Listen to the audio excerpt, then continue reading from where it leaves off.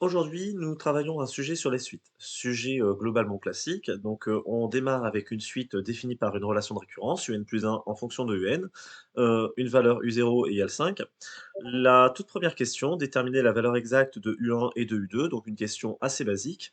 Alors, je vais vous inviter vraiment à faire un effort de détail de calcul, donc en remplaçant bien les choses. Donc, U1 égale 3 moins 10 sur U0 plus 4. Vous remplacez, vous retrouvez ici des fractions avec un effort de mise au même dénominateur, donc 3 donne 27 sur 9. 27 sur 9 moins 10 neuvième égale 17 neuvième. La calculatrice, je vous le rappelle, vous donne le résultat. N'hésitez pas à l'utiliser. Pour le calcul de U2, donc, ben, vous vous retrouvez avec, ici une fraction, à étage, on va dire, donc où vous allez avoir, d'abord le calcul du, dénominateur, donc, 17 neuvième plus 4, donc je dois faire un effort de mettre en mise une mi au même dénominateur. Donc, 4, vous devez le mettre sur 9, donc ça fait 36, sur 9. Vous faites la petite simplification et donc, ici, attention, donc faites attention à votre trait de fraction principal, c'est 10 divisé par 53 neuvièmes, ce qui va vous donner donc, divisé par une fraction, je vous rappelle, revient à multiplier par, l'inverse, donc, fois 9 sur, 53. Donc, je me retrouve avec, 3 moins 90 sur 53. Petit effort de mise au même dénominateur, 159 sur 53 moins 90 sur 53 et vous terminez avec, le calcul qui vous donne 69 sur 53. N'hésitez pas à utiliser donc, le module suite de votre calculatrice, donc en définissant une suite, par récurrence et donc en allant voir directement les résultats, donc, dans le tableau. Bon, le seul défaut de la Numworks, c'est qu'elle ne vous donne pas ici les valeurs exactes. Donc, du coup, il va falloir vérifier que les résultats que vous avez obtenus par calcul correspondent à peu près à ça. Donc 17 neuvième, ça fait effectivement à peu près ce résultat-là et le deuxième calcul vous donne bien la valeur de U2.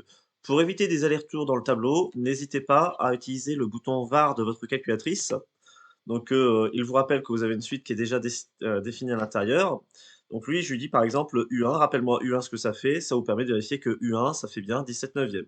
Je peux demander de plus U2 qui fait bien, à peu près, enfin, au niveau du 69 sur 53, vous avez quand même une vérification du résultat qui vous est donné.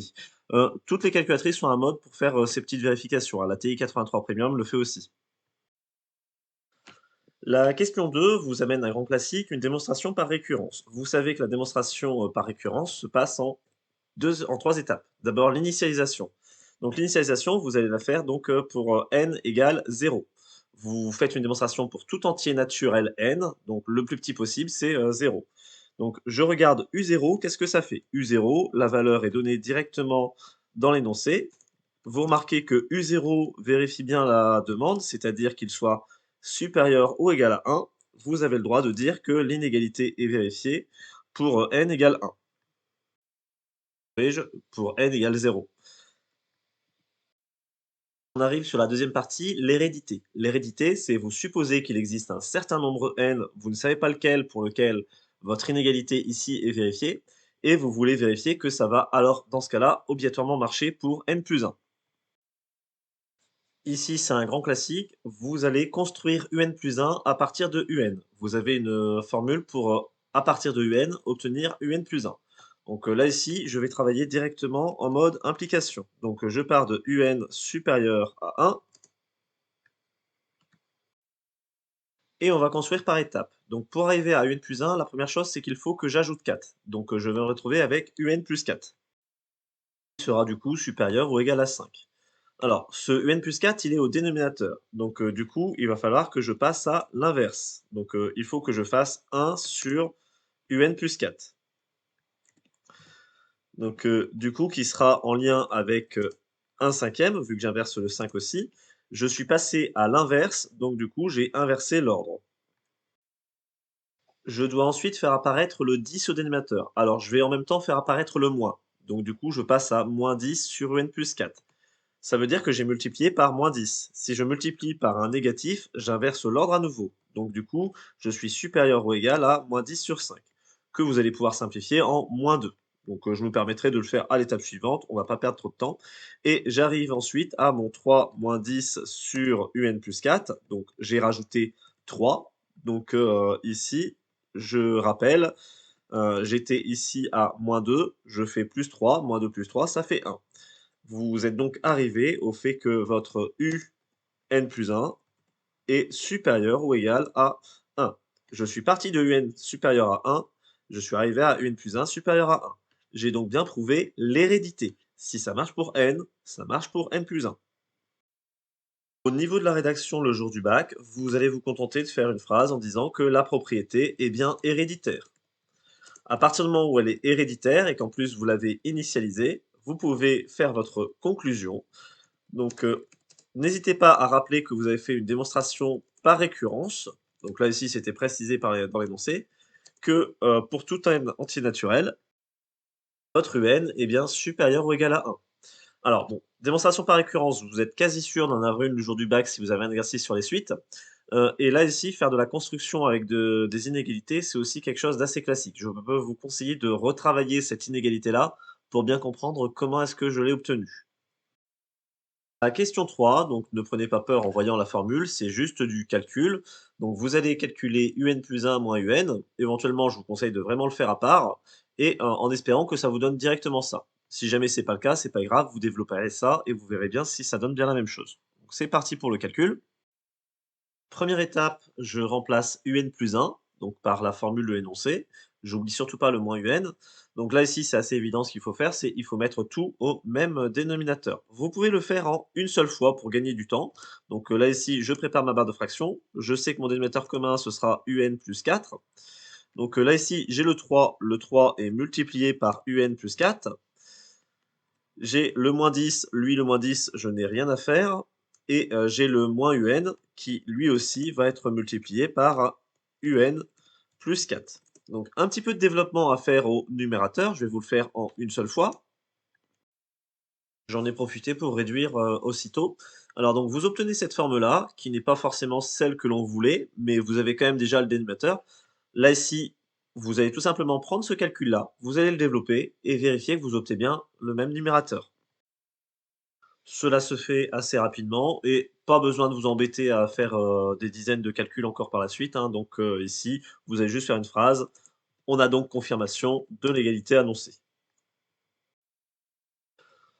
Pour la question suivante, on vous demande d'en déduire le sens de variation de la suite UN. En déduire, donc ça veut dire qu'il faut regarder ce que vous avez eu juste avant. Justement, on a fait, le calcul UN plus 1 moins UN. Vous savez que ça ressemble un petit peu à une espèce de dérivée. Vous savez que si un plus 1 moins un est positif, la suite est croissante. S'il est négatif, la suite est décroissante.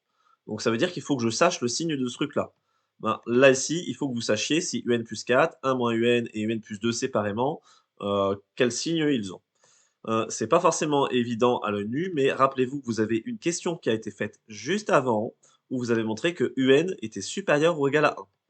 Donc là, ici, quelque chose de plus grand que 1 plus 4, c'est positif. Quelque chose de plus grand que 1 plus 2, c'est positif. 1 moins UN. Alors, donc là, ici, celui-là, on va le faire en détail. Les deux premiers, je me suis permis de les présenter une seule fois. UN plus grand que 1 implique que UN plus 2 strictement positif, UN plus 4 strictement positif.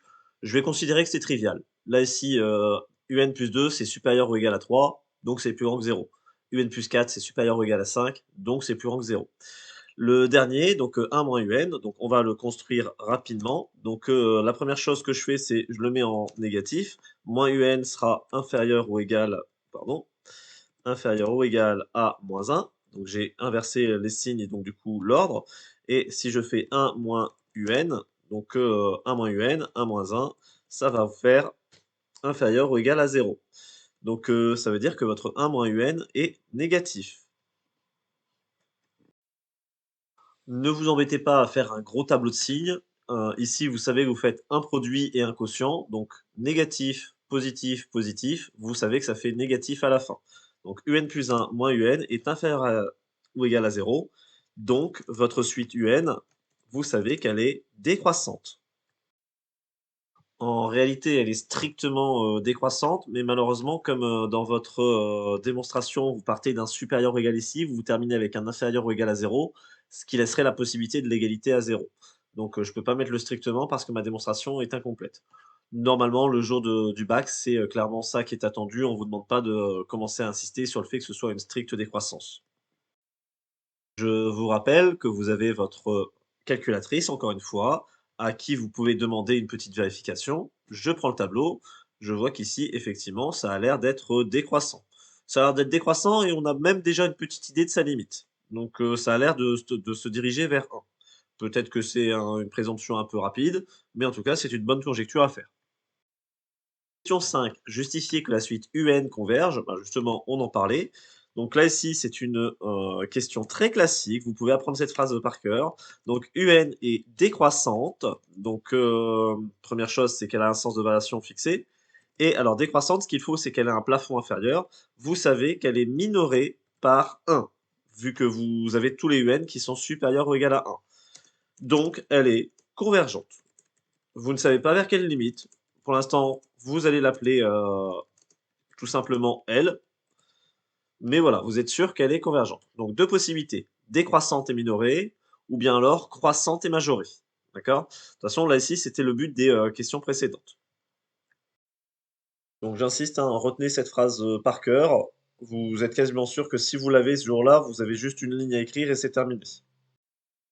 Même si jamais vous n'avez pas réussi les questions précédentes, imaginons que là, ici, question 4, vous n'avez pas trouvé le sens de variation. Il n'y a rien qui vous empêche de dire, j'ai utilisé ma calculatrice pour voir que la suite avait l'air d'être décroissante. Je me rappelle qu'à la question 2, on m'avait demandé de montrer qu'elle était minorée par 1.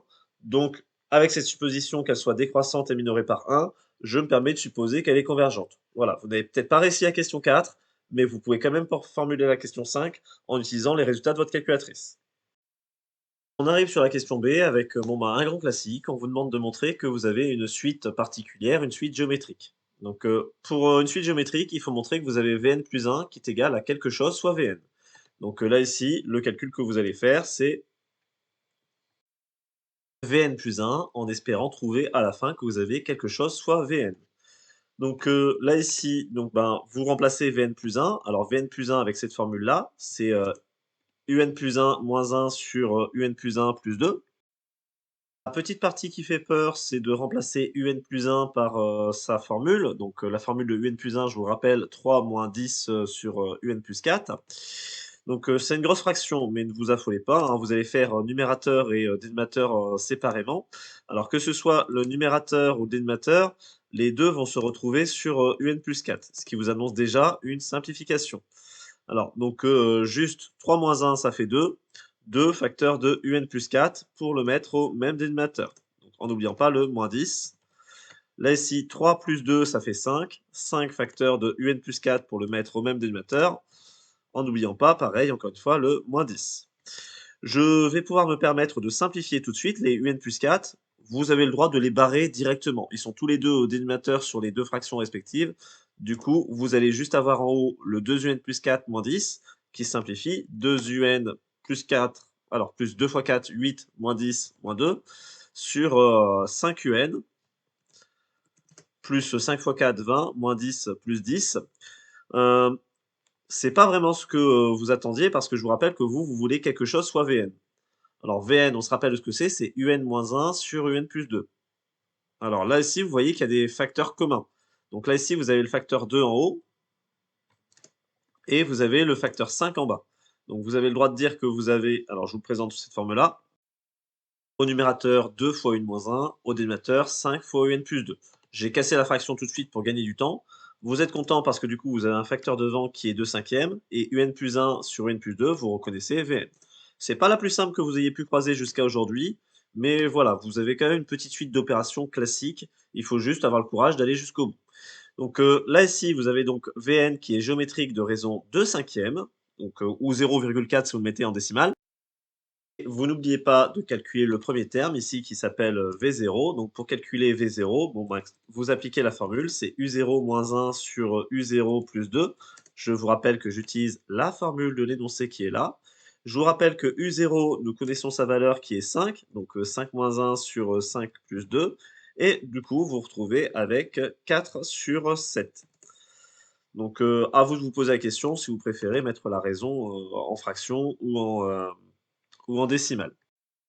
J'ai besoin de la vérification. Ici, sur ma calculatrice, j'ai inséré une nouvelle suite, la suite Vn. Alors, vous avez largement le droit d'utiliser un UN ici pour faire votre suite. D'accord? Donc, alors que je me rappelle vite fait de la formule. qui est ici, donc, pardon, donc un sur un+2. Donc là, ici, un sur, alors j'appuie sur le bouton boîte à outils, j'ai un ici qui est là, sur un+2. Voilà. Et donc ici, je peux demander le graphique. Donc Vn est ici. Alors vous pouvez vérifier rapidement que ça fait bien à peu près 4/7. Et vous pouvez vérifier que ça se multiplie bien par 0,4 à chaque fois. Bon, vous faites la vérification sur quelques termes, hein, vous embêtez pas à le faire en détail. Éventuellement, ce que vous pouvez faire, je retourne sur le mode calcul de ma calculatrice. Vous pouvez lui demander de calculer, alors en utilisant Vn, de calculer par exemple V2 divisé par, pardon, divisé par V1. Hop, alors je l'ai mal tapé. L'avantage de faire ça, c'est que, ben, vous aviez vu que les nombres étaient, pas très justes. Si vous utilisez la calculatrice pour faire V2 divisé par V1, elle vous confirme la raison de, 0,4. Je peux lui demander aussi de m'afficher, V0, donc elle vous le donne de cette façon-là. Donc bon, juste le truc casse-pied, c'est qu'elle vous le met pas en fraction, mais vous pouvez retaper 4/7 pour voir que, ça correspond, parfaitement à ce qui est demandé. La question suivante, on vous demande d'exprimer Vn en fonction de n. Donc ben, Vn en fonction de n, elle est géométrique, donc vous pouvez utiliser la formule que vous connaissez très bien. Premier terme multiplié par la raison puissance le nombre d'étapes. Donc le premier terme ici c'est V0. La raison, d'habitude on la note Q, puissance n. Donc là ici puissance n quand vous commencez à 0. Si jamais vous commencez à 1, ce sera puissance n-1. Vous remplacez les valeurs, 4/7 multiplié par 0,4 puissance n. Voilà, rien de plus à faire. On vous demande d'en déduire que pour tout entier naturel n, Vn est différent de 1. Ça peut se justifier avec le fait que là ici vous avez 4/7 qui est un nombre plus petit que 1. Vous multipliez par 0,4 puissance n. 0,4 c'est un nombre entre 0 et 1. Vous le mettez à une puissance n entier naturel, enfin entier naturel, le nombre sera forcément inférieur ou égal à 1. Multiplié par un nombre plus petit que 1. Donc je vous le rédige, comme ça ce sera certainement plus clair. 0,4 puissance n entre 0 et 1. Vous multipliez par 4/7 pour que ça fasse Vn, donc vous serez entre 0 et 4/7. 4/7 qui est strictement inférieur à 1. Et je répète ce qu'on me demandait, moi on voulait juste que je justifie que je sois toujours différent de 1. Donc, bah, là ici, si c'est strictement inférieur à 1, vous avez le droit d'affirmer que Vn est différent de 1. Terminé pour cette petite question. Un petit peu inhabituelle, mais qui n'était pas forcément très compliquée. Il fallait juste faire l'effort de quel est le rapport entre ça et le fait que ça puisse pas être égal à 1. Ah, la question 2, alors question pas forcément très sympa parce que je sais qu'elle vous déstabilise, celle-là, on vous demande l'expression de UN en fonction de Vn. Donc la question c'est que d'où est-ce que sort cette formule? Cette formule, elle sort en fait de la formule que vous avez au tout début ici, donc Vn égale Un-1 sur N+2. Attention, concentrez-vous bien, c'est une question qui n'est pas facile, mais qui peut tomber, hein, qui est un classique, donc faites-y attention. Votre objectif est d'inverser la place du Vn et du Un. La première chose que vous faites, c'est vous passez le dénominateur de l'autre côté. Une fois que c'est fait, vous distribuez Vn fois Un, Vn fois 2. Alors, vous arrivez à ça. Vous allez faire un truc, vous allez mettre tout ce qui a du UN à gauche et tout ce qui n'a pas de UN à droite. Donc bon, très honnêtement, vous auriez pu le faire directement en une seule étape. Moi, je me permets de l'enlever juste pour que ce soit un tout petit peu plus présentable. Donc une fois que vous avez fait ça, vous allez factoriser ici par UN. Donc factoriser par UN de manière à isoler UN d'une certaine manière. Isoler parce que du coup, quand vous avez factorisé, ce UN, il est tout seul. Et pour terminer, bah, vous avez juste à redéplacer donc le Vn-1 de l'autre côté. Donc vous avez Un qui est tout seul, que vous allez déplacer de l'autre côté. Alors vous avez le -1 moins 2 Vn au numérateur qui n'a pas bougé, et vous divisez par Vn-1. Alors vérifions, est-ce que c'est ce que l'on voulait? Nous, on voulait alors 2 Vn plus 1 sur 1 moins Vn. Alors ça ressemble un petit peu, mais pas parfaitement. En fait, regardez, 2 Vn plus 1, là ici c'est juste le même, mais sauf que vous l'avez en positif. Ben, vous avez juste à changer le signe. Hop, bon, je le fais ici, pardon. Donc si vous changez le signe du numérateur au numérateur, ça devient 2Vn plus 1. J'ai le droit de changer le signe du numérateur si je change le signe au dénominateur. Donc du coup, ça devient moins Vn plus 1. Je passe le 1 devant pour faire 1 moins Vn et vous avez bien la formule qui était annoncée ici. D'accord? Donc je répète les étapes de cette, méthode de calcul. Vous voulez permuter la place de Vn et Un. La première chose que vous faites, c'est vous vous débarrassez du dénominateur, vous distribuez, vous réunissez tout ce qui a du Un d'un côté et tout ce qui n'a pas de Un de l'autre côté. Ici, vous factorisez par Un, comme ça vous avez un facteur ici que vous allez passer en division de l'autre côté. Et après, donc une fois que vous l'avez sous forme de division, ben, vous regardez juste si vous pouvez ajuster la forme pour obtenir ce que vous vouliez. Voilà, j'espère avoir été suffisamment clair sur cette, méthode-là.